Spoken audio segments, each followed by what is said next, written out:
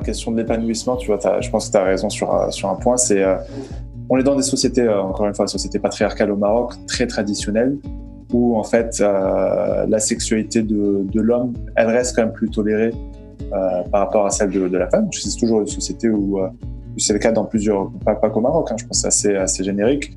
Un homme qui couche avec plusieurs femmes, on le félicite, alors qu'une femme qui couche même ne serait-ce qu'avec un homme, c'est une pute.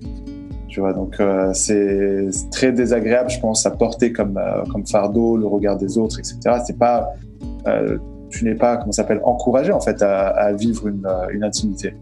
Et je pense sincèrement qu'il y a beaucoup de femmes qui n'ont jamais eu d'orgasme en fait dans leur relation, parce que en fait leur seul rapport à la sexualité c'était de la procréation.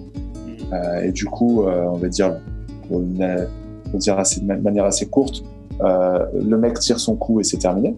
Il n'y a pas de plaisir, de plus, tu sais, plaisir oral et compagnie. Je pense qu'il y a plein de couples qui n'ont jamais expérimenté ça.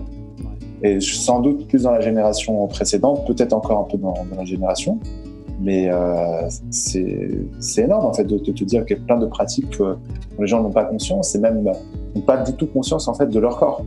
Il suffit juste d'apprendre. D'autres te diront oui, mais apprendre tout ça, c'est une incitation à la fornication et tu sais c'est pas haram. Tout ça c'est haram, tu vois, c'est pas possible. La religion ne tolère pas ça. La loi ne tolère pas ça. Parler d'un rapport sexuel hors mariage, c'est pas possible. Après, tu pourrais très bien avoir une éducation sexuelle en prévision du mariage, ça à l'école, mais je me demande comment ça va être reçu en fait.